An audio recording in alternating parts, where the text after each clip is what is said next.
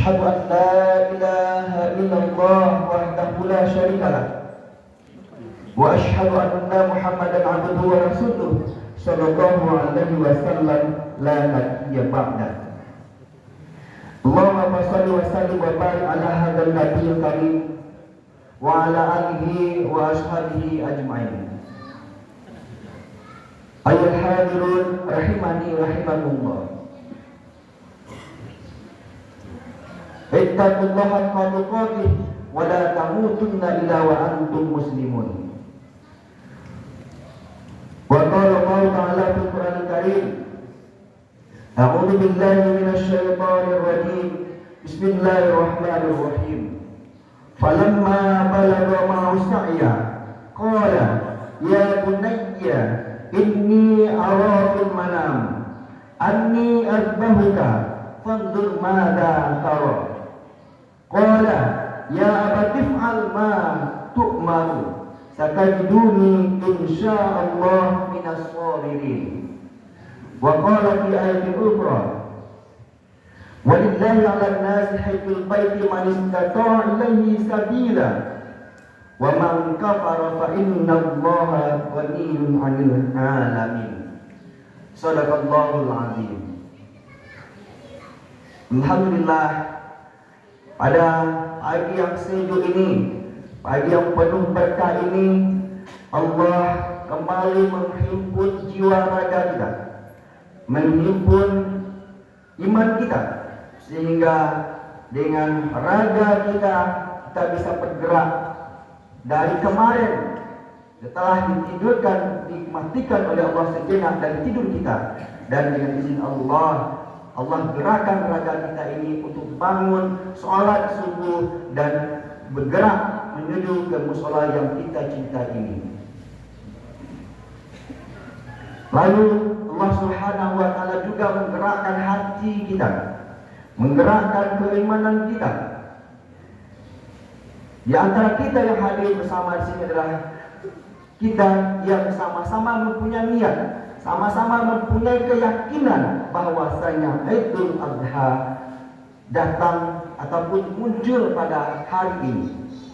Karena ada sebagian di antara saudara-saudara kita yang seiman, sekeyakinan dengan kita, namun memiliki keyakinan yang berbeda di antara kita. Mereka merayakan Idul Adha besok hari. Tidak ada persoalan. Yang jadi persoalan itu adalah di antara kita yang tidak sama sekali merayakan Idul Adha ini. Allahu Akbar, Allahu Akbar, Allahu Akbar, walillahil hamd. Bapak Ibu hadirin sedang yang dimuliakan Allah. Lalu banyak di antara saudara-saudara kita, kaum muslimin dan muslimat lainnya, yang diberi kekuatan oleh Allah Subhanahu wa Ta'ala, yang diberi kekuatan raga oleh Allah Subhanahu wa Ta'ala. Jangankan untuk bangun, berlari saja bisa mereka, bahkan lebih kencang lainnya daripada kita. Jangankan untuk meyakini apakah itu Adha itu sekarang atau besok, sama sekali untuk melaksanakan sholat 5 waktu saja sulit bagi mereka.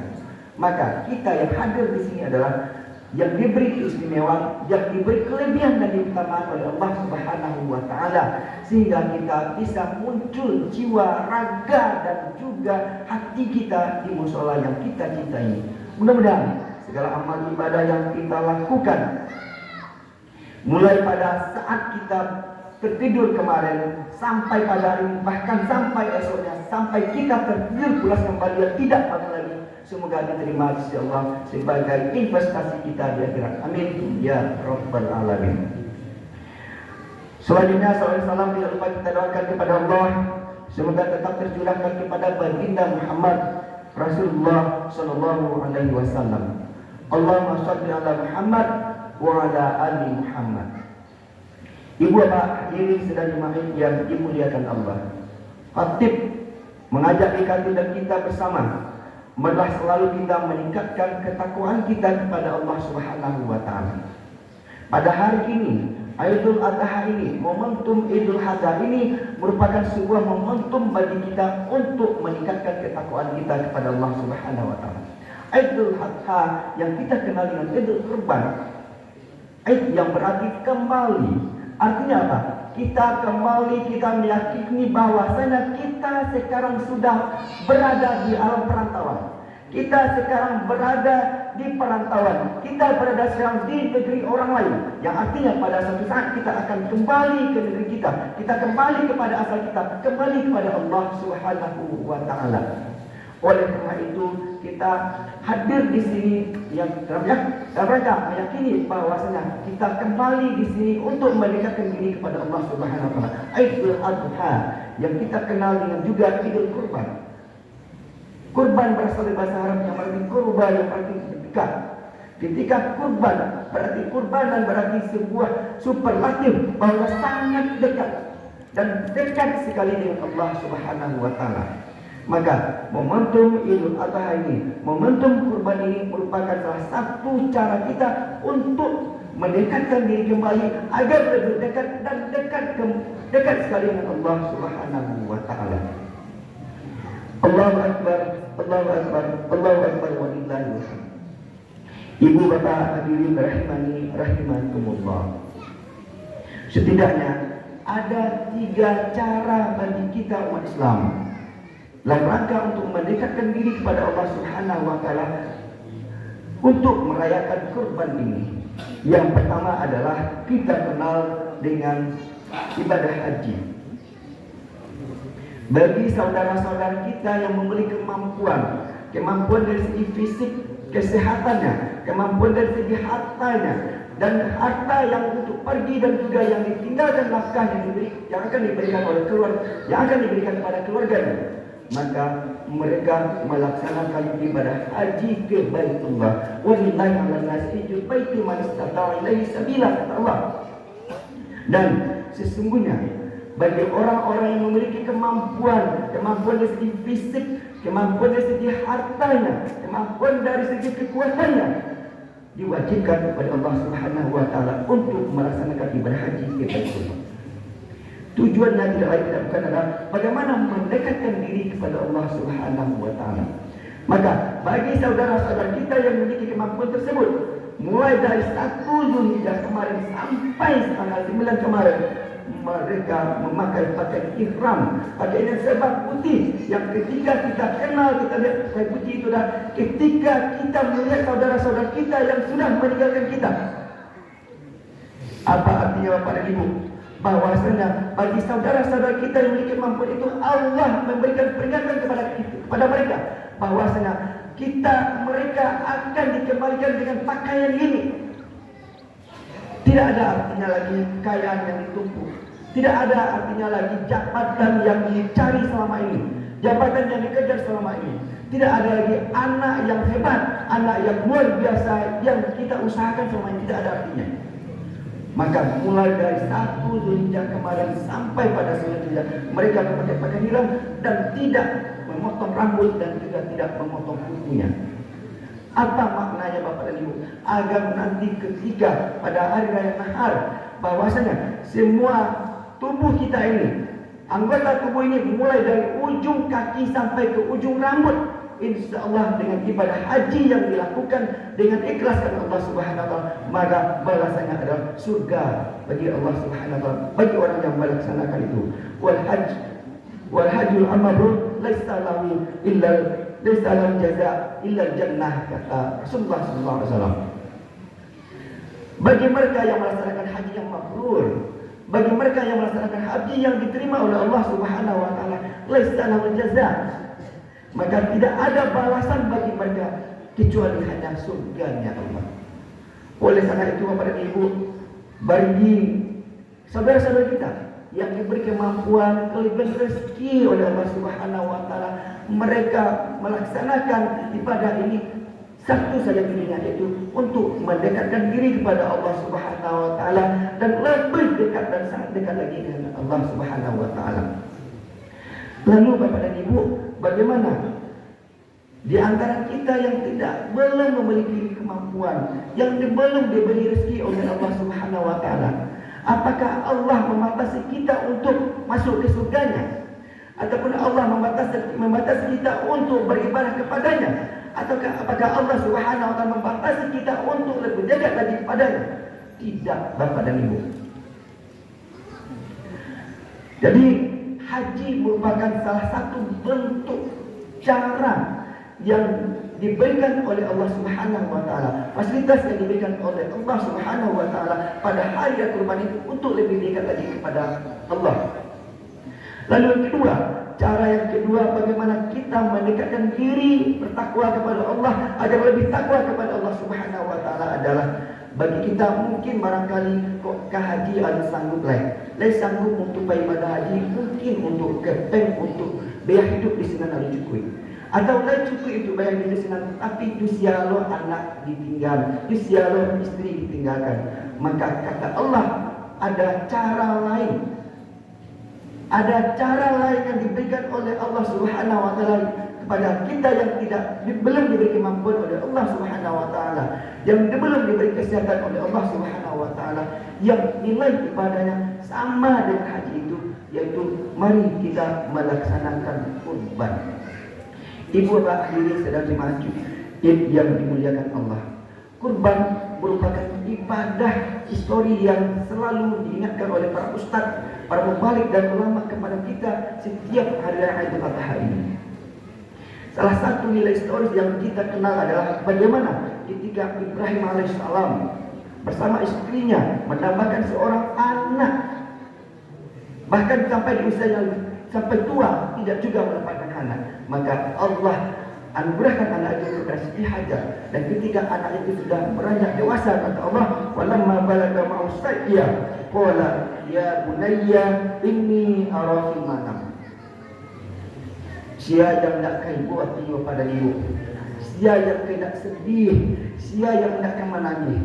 Anak yang dambakan selama itu lebih kurang 30 tahun, 40 tahun dari pernikahan, lalu Allah kurniakan anak. Ketika anakku mulai pandai berlari, baru mulai mengicip, baru pandai berbicara, baru pandai diajak berdiskusi dan sebagainya, Allah menyuruh Nabi Ibrahim untuk menyembelih anak ini melalui mimpinya. Falamma balagha ma'u sa'ya Allah. Dan ketika telah sampai usia dewasa, telah sampai usia yang bisa berusaha kepada Nabi Ibrahim itu anaknya, maka kata Allah, qala, Allah beri petunjuk kepada Nabi Ibrahim. Allah beri sebuah perintah kepada Nabi Ibrahim melalui mimpinya. Ya bunayya inni ara fil manam. Wahai anakku, sesungguhnya aku melihat, aku bermimpi bahwasanya anni adzahuka, sesungguhnya aku diperintahkan oleh Allah Subhanahu wa taala menyembelihmu. Siapa yang tidak akan sedih? Siapa tidak akan yang kuasa menahan kecewa ketika anak yang didamba-dambakan, ketika anak ini sedang kita sayangi, kita cintai, lalu Allah menguji kita. Apakah Ibrahim, seolah-olah Allah berkata kepada Ibrahim, wahai Ibrahim, dulu kamu tidak mempunyai keturunan, dulu kamu tidak mempunyai anak, sekarang aku titipkan anak ini kepadamu. Sekarang aku ingin membuktikan kepadamu apakah cintamu kepadaku, kata Allah, melebihi cintamu kepada anakmu. Cintamu kepada anakmu, kata Allah, akan melebihi cintamu kepadaku, kata Allah. Maka sekarang kamu buktikan. Lalu inilah sebagai sebuah gambaran bagi kita bapak dan ibu, bagaimana seorang potret kehidupan keluarga Ibrahim dan istrinya dan keluarganya dan juga anak-anaknya. Kalau di awal bapak dan ibu, jangankan untuk disembelih anak ini, jangankan untuk didampingi. Kadang-kadang awak merasa sedih dan kecewa kepada anak kita ketika kita menyuruh mereka, nak tolong sholat nak, anakku sholat betul lah, nak sholat dengan angka nama angka mana pak dong, ayo masih lama lagi. Itu sholat kita suruh, alu suruh ya bapak dan ibu, pak suruh ini untuk mengerjakan apa yang kita cintai, apa kita sukai, dan sesuatu itu yang tidak mereka sukai, atau sebaliknya kita suruh mereka untuk meninggalkan sesuatu yang mereka cintai dan sayangi, tapi kita tidak menyukai sesuatu itu. Apa yang terjadi kepada ibu? Naudzubillah min dzalik. Oleh karena itu Nabi Ibrahim bersama keluarganya merupakan sebuah potret kehidupan bagi kita. Bagaimana kita menjadi seorang bapa. Ini merupakan seorang nabi, seorang yang berkuasa pada itu. Ketika dia berbicara kepada anaknya, dia tidak menyatakan sesuatu itu secara otoriter. Wahai Ismail, aku diperintahkan oleh Allah untuk menyembelihmu. Sekarang, ayo kamu ke sana. Serahkan dirimu. Tidak seperti itu. Lalu apa kata Nabi Ibrahim bapak ibu? Inni ara fil manam anni azbahuka. Fanzur madza tara. Fanzur madza tara. Lalu bagaimana pendapatmu? Inilah yang kita harapkan sekarang. Bagaimana kita sebagai seorang pemimpin, mulai dari pemimpin rumah tangga, pemimpin RT, pemimpin RW, masjid dan mushola.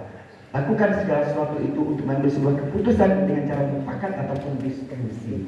Ini adalah contoh yang diberikan oleh Nabi Ibrahim alaihissalam ketika dia akan melaksanakan perintah Allah, walaupun itu perintah Allah, tetapi dia tetap saja mendiskusikan hal ini kepada anaknya. Lalu bagaimana dengan kita bapak dan ibu?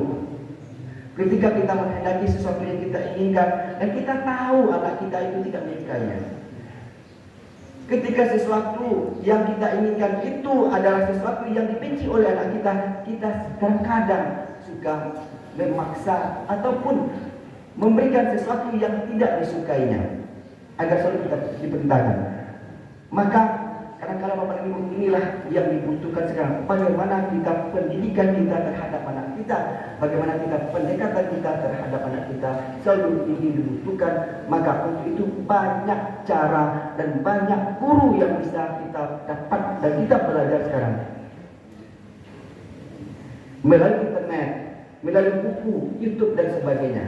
Oleh karena itu bapak dan ibu, untuk mendidik sebagai anak yang soleh, anak yang kita dambakan, maka pertama kali adalah yang dibutuhkan itu dimulai dari keluarga ini. Keluarga siapa pemimpinnya? Ayah dan ibunya.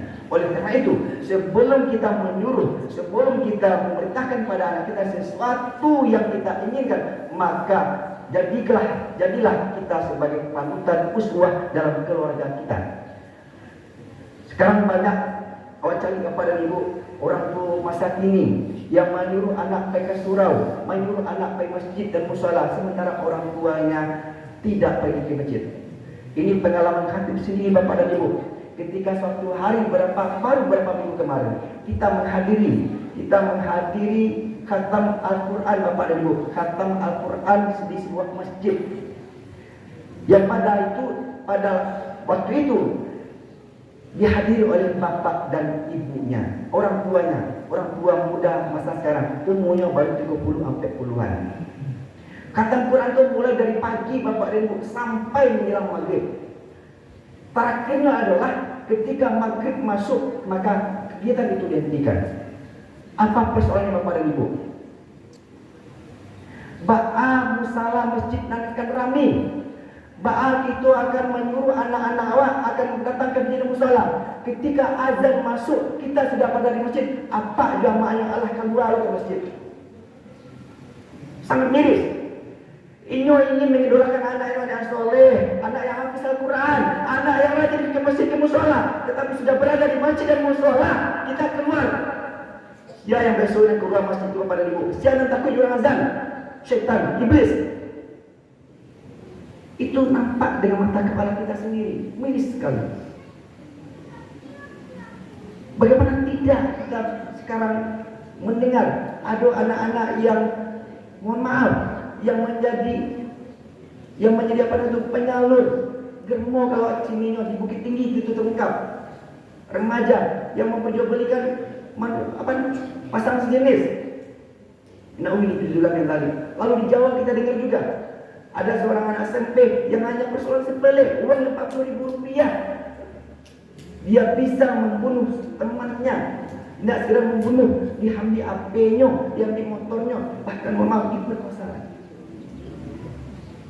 Maka satu prioritas yang pertama itu adalah kalau kita menghendaki anak kita anak yang soleh, maka jadilah bapak dan ibu yang soleh dulu. Allahu Akbar, Allahu Akbar, Allahu Akbar. Ini yang pertama, potret bagaimana Ibrahim mewujudkan sebuah generasi yang soleh. Bagaimana Ibrahim menunjukkan kepada kita untuk menciptakan generasi soleh. Yang pertama adalah beliau yang menjadi uswah dalam keluarganya. Yang kedua, ketika orang tua sudah menjadi uswah, sudah menjadi teladan bagi anaknya, insya Allah ketika kita menghendaki sesuatu yang kita inginkan, maka anak akan berkata kepada kita, ya anak if'al ma tu'maru. Lalu kata bapak dan ibu, ketika Ibrahim ini berdiskusi dengan anaknya, bagaimana pendapatmu nak? Karena Ibrahim merupakan sebuah generasi sebagai seorang putri bapak yang baik, yang soleh, maka insya Allah kita pastikan maka juga akan muncul generasi dan anak yang soleh. Wahai abi, wahai ayahku, tif'al, laksanakan saja, silakan. Ma tu'maru, apa yang telah diperintahkan kepadamu.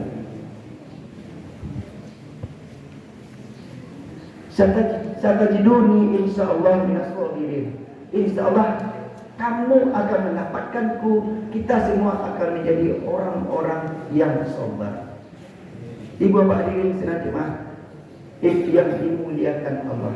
Maka kurban ini salah satu adalah, seterusnya adalah bagaimana Ibrahim mengingatkan kita kembali bagaimana kita lebih mencintai Allah Subhanahu wa taala terhadap apa yang kita cintai.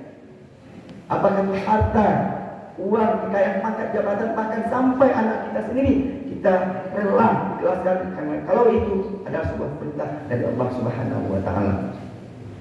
Allahu akbar, Allahu akbar, Allahu akbar walillahil hamd. Ibu bapak ini sedang dimantip yang dimuliakan Allah.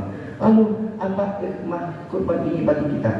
Ketika saudara-saudara kita mendekatkan diri kepada Allah Subhanahu wa taala dengan berhaji karena kemampuannya, maka Allah memberikan dispensasi, Allah berikan kemudahan kepada kita untuk berkurban.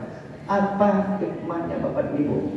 Ketika kita sudah berniat kurban pada bulan Dzulhijjah itu mulai dari 1 sampai 9 Dzulhijjah kemarin, maka Allah menganjurkan kepada kita untuk tidak memotong rambut dan kuku kita.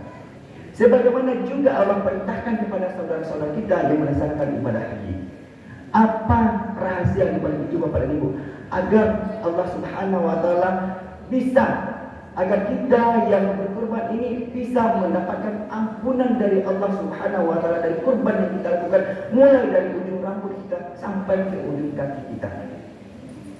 Oleh karena itu, orang yang berkurban disunahkan untuk tidak memotong rambut dan kukunya sampai pada hari nahar ataupun hari penyembelihan nanti. Hikmahnya adalah bagaimana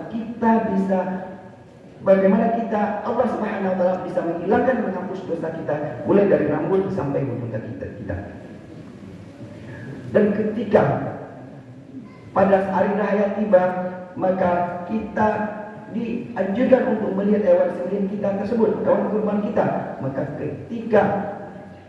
ketika hewan kurban ini sudah disembelih, maka kita menghadap kepada Allah Subhanahu wa taala. Inni wajjahtu wajhiya lilladzi fatara samawati wal ardh. Kita hadapkan wajah kita ini, kita hadapkan diri kita ini kepada Sang Pencipta langit dan bumi. Demi hidupku, demi matiku, kata kita bahwa sesungguhnya ibadahku, sholatku, hidup dan matiku aku serahkan kepada Allah Subhanahu wa taala. Maka syariatnya adalah ketika hewan kurban ini sudah disembelih, kita menghadap Allah Subhanahu wa taala dan melaksanakan sholat 2 rakaat, maka ketika itu akan hilang sifat-sifat kehewanan yang telah kita kurbankan. Hewannya memang sudah kita korbankan. Sekarang adalah bagaimana kita mengorbankan diri kita dengan membunuh sifat-sifat kehewanan yang ada pada diri kita. Ba'a sifat hewan Bapak dan Ibu, ba'a parangai hewan kurban, kambing, sapi, ba'a parangainya. Yang pertama adalah kambing itu, sapi itu tidak akan pernah merasa puas. Deki cie minta 2, deki 2 minta 3, deki 3 minta 4. Deki Apanza minta Inufa, Deki Inufa minta Pajero, kau minta Afat dan sebagainya. Tidak pernah puas. Maka ketika kita sudah berkurban, kita kurbankan sapi. Jangan sapi saja kita kurbankan, kita juga harus kurbankan dan kita harus bunuh semua sifat-sifat kebinatangan, kehewanan yang ada pada diri kita. Disebab sapi tamak tidak akan pernah merasa cukup. Oleh karena itu, kita manusia, mungkin sapi yang kita kurbankan makannya hanya sebagai tanaman rumput ataupun buah-buahan lainnya, sapi dan kambing sebagainya. Tapi kita manusia, karena ketamakan kita, karena kerakusan kita, jangankan beras, nasi, semen pun kita makan, pasir pun kita makan, besi pun kita makan, tol pun kita makan. Maka ketika kita berkorban, maka untuk mendekatkan diri kita kepada Allah adalah maka buang sifat-sifat kehewanan itu, tidak pernah merasa puas. Pertama. Yang kedua, mereka tidak tahu apakah ini dengan apa yang dimiliki, dengan apa yang diambil itu, apakah ini punya mereka atau punya orang lain. Yang penting makan dulu, ambil dulu. Kambing Pak dan Ibu latih kuari bahkan sampai seminggu awak kangkeng, awak pelihara, awak kabik di rumah awak di kandang. Lalu awak lagi makan secukupnya kambing kau, makanya kue sanggup dia wajib. Lalu kicewak taraga lo, mungkin kau kambing kau deklah tahu si kau kini lah kenal jawab kau punya orang, kau punya tuannya kau enggak. Kati kau kambing kau lapis pintu aku yang kata ibu pada ibu. Apakah dia tahu bahasanya itu adalah pucuk paranci? Itu sayu orang itu tetangga? Tidak. Mereka akan tebas semuanya. Apapun yang ada tebas semuanya. Maka orang-orang yang berkorban, maka mereka berniat kepada Allah Subhanahu wa taala agar Allah Subhanahu wa taala mengampuni segala dosa yang mulai dari ujung rambut sampai ujung kaki, maka bunuh sifat-sifat itu. Ini adalah amalan kedua bagi orang-orang yang bagi kita yang belum diberi kemampuan kecukupan oleh Allah Subhanahu wa taala untuk melaksanakan ibadah haji, yang pahalanya, syariatnya dan nilainya dinilai sama oleh Allah Subhanahu wa taala. Ketika majlis mabrur bahasanya dalam surga, maka ketika kurban kita lakukan, maka bahasanya juga dalam takwa di sisi Allah Subhanahu wa taala. Allah Subhanahu wa taala berfirman bahwasanya darah, daging, kulit dan ataupun kuku yang hewan kurban yang kita kurbankan itu tidak akan pernah sampai kepada Allah Subhanahu wa taala. Tidak akan pernah sampai kepada siapapun. Hanya takwa yang kita miliki yang hanya sampai kepada Allah Subhanahu wa taala, yang kurban yang kita lakukan. Maka oleh karena itu kepada ibu, mari kita manfaatkan fasilitas yang digunakan oleh Allah ini. Ketika kita tidak mampu melaksanakan ibadah haji, tapi kita di segala keseharian kita mampu untuk membeli barang-barang mewah, barang-barang berharga. Makanan kita keseharian kita biasanya ada di hotel, di kafe dan sebagainya. Ketika diminta berkurban, tunggu dulu, beko dulu. Alun-alun kita, alun tak kumpul lagi. Bila lo kata kumpulnya bapak dan ibu. Maka Rasulullah SAW mengingatkan kepada kita, bagi siapa yang diberi keluasan rezeki, kata Rasulullah, bagi siapa yang diberi kemudahan, bagi siapa yang diberikan harta yang cukup, tapi mereka tidak berkorban, kata Rasul, maka jangan dekati tempat solatku. Untuk pai balibur dewa ke Bali ke Jakarta aduh. Untuk pai ke basanang-sanang dewa pai tiling namanya gini ko aduh dewa gasol sebulan 3 bulan. Untuk pai makan satu hari makan di kafe mewah. Tapi ketika diminta untuk berkorban, tunggu dulu cukup pitih lain tahun besok. Siapa yang menjamin kepada ibu awak bisa hidup sampai tahun besok? Siapa? Kalau ada di antara jemaah yang bisa menjamin bahasanya dia berkorban besok akan menjamin bisa hidup sampai besok, berguru untuk bapak dan ibu. Tumpanglah wajib ilmunya. Oleh karena itu bapak dan ibu, mari kita dekatkan diri kita ini, mumpung Allah beri kesempatan kepada kita umur ini, mumpung Allah beri kesempatan kepada kita untuk menitipkan amanah hartanya kepada kita. Mari kita berkorban dalam rangka adalah untuk lebih dekat lagi kepada Allah Subhanahu wa taala. Ibu bapak hadirin sedang jemaah yang dimuliakan Allah, berkurban tidak, berhaji tidak mampu, berkurban kurang cukup. Lalu apa lagi ibadah? Ustaz, kami pitih naik haji, jangan kali haji, kurban saja tidak cukup, makan saja cukup. Lalu Allah Maha Pengasih dan Penyayang Bapak dan Ibu, Allah kasih lagi ibadah yang nilainya sama dengan saudara-saudara kita yang memiliki perempuan. Apa itu? Yaitu melaksanakan puasa pada 9 Zulhijjah kemarin. Saudara-saudara kita yang melaksanakan ibadah haji di sana, di Mekah, di Baitullah, mereka pada 9 Zulhijjah kemarin berkumpul, berzikir dan memohon ampun kepada Allah Subhanahu wa taala. Maka ketika kita yang belum diberi kemampuan untuk melaksanakan ibadah haji, belum diberi kemampuan untuk berkurban, maka laksanakanlah puasa Arafah.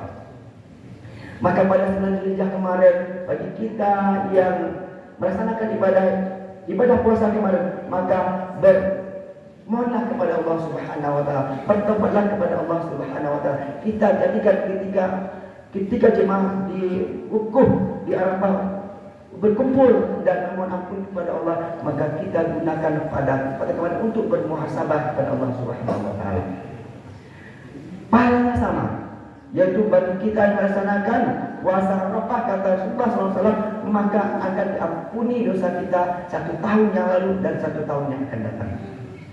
Itulah bagaimana Allah Subhanahu wa taala sangat cintanya kepada kita, sehingga tidak ada cara lain bagi kita untuk tidak mendekatkan diri kepada Allah Subhanahu wa taala. Tidak taruh puasa yang keempat adalah laksanakan sholat 2 rakaat yang telah kita lakukan pada hari ini. Alhamdulillah, Allah telah berikan kekuatan itu kepada kita dan kita telah melaksanakan ibadah itu. Oleh karena itu, kita berharap dan memohon kepada Allah, semoga Allah Subhanahu wa taala memberikan kekuatan kepada kita, diberikan kemampuan kepada kita untuk setidaknya walaupun tidak akan melaksanakan ibadah haji seperti saudara-saudara kita pada haji ini, insya Allah mungkin besok, hari ini, tahun ini, tahun depan atau 10 tahun yang akan datang, mungkin kita yang berada di sini yang akan dipanggil oleh Allah Subhanahu wa taala. Amin. Amin ya rabbal alamin. Terima kasih pada Ibu, mohon maaf, mudah-mudahan bermanfaat. Fakta dulu ya bil albab la'allakum turhamun.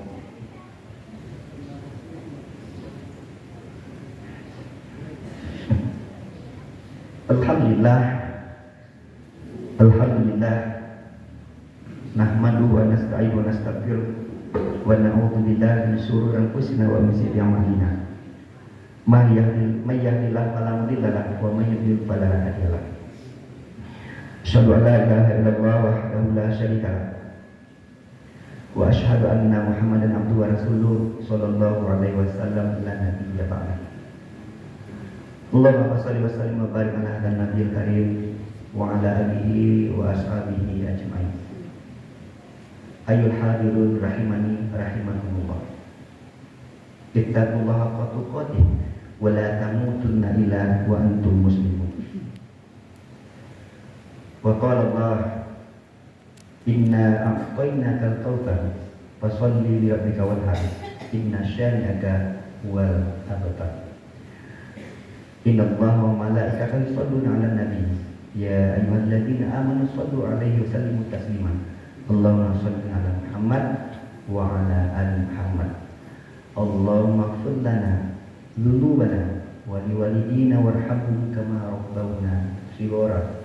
Walidatina walidaddatina wali ummahatina wali ustadina wali qarabaina wali ahli baitina wali jami'il muslimina wal muslimat wal mu'minina wal mu'minat al ahya'i minhum wal amwat bi rahmatika ya arhamar rahimin. Ya Allah, ya Razzaq, pada hari ini ya Allah, kami yang datang kepadamu dengan rezeki yang masih belum cukup, maka pada hari ini Allah, mulai pada hari ini kami keluar dari mushola ini, Allah cukupkanlah rezeki itu kepada kami ya Allah. Ya Allah yang memberi keberkahan. Pada hari ini kami sudah berusia 60 tahun. Ada di antara kami yang sudah berusia 70 tahun. Ada di antara kami yang sudah berusia lebih dari 80 tahun karena nikmat yang Kau berikan ya Allah. Namun kami masih belum yakin dengan usia dan masa yang Kau berikan itu memiliki keberkahan bagi kehidupan kami. Oleh karena itu kami memohon kepadamu ya Allah, bermunajat kepadamu ya Allah, ketika kami keluar dari mushola yang kami cinta ini, maka berkahilah setiap langkah kami ya Allah, berkahi setiap usaha kami ya Allah, berkahi setiap amal yang kami kerjakan ya Allah. Ya Allah, ya Tawwab, jika di antara kami yang hadir di mushola ini masih berlumur dosa, masih berlumpur dengan kesalahan, masih berlumpur dengan kemaksiatan, kefasikan ya Allah, maka kami bermohon kepadamu ya Allah, dengan kerendahan jiwa hati ini ya Allah, kami mengendahkan tangan ini kepadamu ya Allah. Ampunilah segala dosa-dosa kami ya Allah, ampunilah segala kesalahan kami ya Allah, ampunilah segala kesilapan kami ya Allah. Maka tidak ada yang bisa mengampuni kecuali ampunanmu ya Allah, ya Rahman ya Rahim. Allahumma ja'alna muqima shalah min dzurriyyatina rabbana taqabbal du'a innaka antas samiul alim wa tub 'alaina ya Allah innaka antat tawwabur rahim. Allahumma zalamna anfusana wa illam taghfir lana wa tarhamna lanakunanna minal khasirin. La ilaha illa anta subhanaka inna kunna minadh dhalimin. La ilaha illa anta subhanaka inna kunna minadh dhalimin. La ilaha illa anta subhanaka inna kunna minadh dhalimin. Ya Allah ya Rabb, tidak ada Tuhan yang patut kami sembah ya Allah, tidak ada Tuhan tempat kami bergantung ya Allah, tidak ada Rabb kami untuk diminta ya Allah. Ampunilah segala dosa-dosa kami ya Allah, ampuni segala kezaliman kami ya Allah. La ilaha illa anta subhanaka inna kunna minadh dhalimin. Ketika Engkau tidak mengampuni kami ya Allah, jika Engkau tidak memberikan maaf kepada kami ya Allah, maka kami takut menemui kamu, takut menemui Engkau ya Allah dalam keadaan zalim ya Allah. Hindari kami dari kematian ini Allah, hindari kami kembali kepada budak zalim ya Allah, dan sebaliknya berikan ampunan dan keberkahan kepada kami ya Allah.